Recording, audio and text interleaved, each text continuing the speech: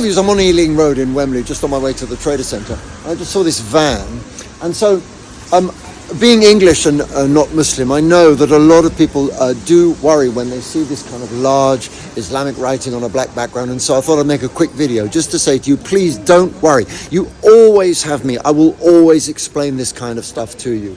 Always. So you can rely on me. If you have any questions, anyone can always contact me. So let me just explain to you what it says. I'll just explain it in Arabic, and then I'll explain the translation in English. And of course, you know, we've got a clue here because they've written some, an English translation underneath. So let me just explain it to you. Okay? So it's inna here. Inna, there actually should be a little mark there. Inna, which means indeed, we. Inna lillahi,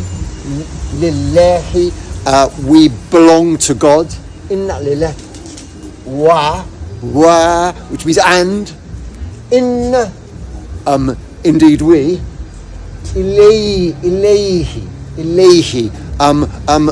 go towards, going towards Him. Ilayhi,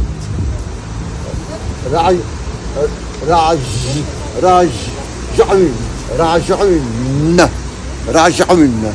We will return to God. So, indeed, we come from God, and to Him we will return. And that's all it's saying. And there's a bit of a translation here. Indeed, we come from Allah, and to Him we shall return.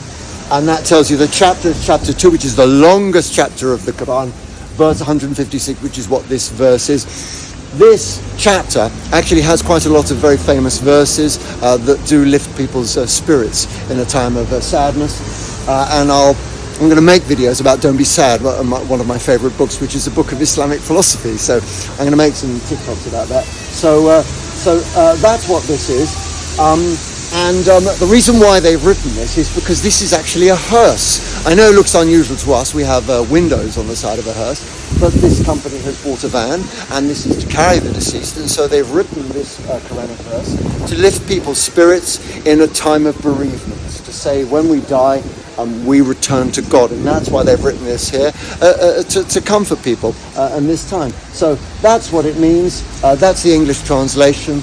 And so if you have any questions, anyone can contact me at any time. I'll always reply. So yeah, we're all brothers, and it's good to learn Arabic. It takes a long time, but it's, you know, if I can do it, you can do it. I have no background in languages. My degree was in engineering, so so if I can do it, you can do it.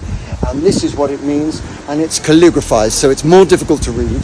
But eventually you get to grips with the calligraphizing of the Arabic language, which is what people do. In the Quran, it's just written nice and neatly along, but on the side of vans and on walls and in shops and in people's homes, you'll see it stylized, which is the tradition. So it makes it more difficult, but there it is.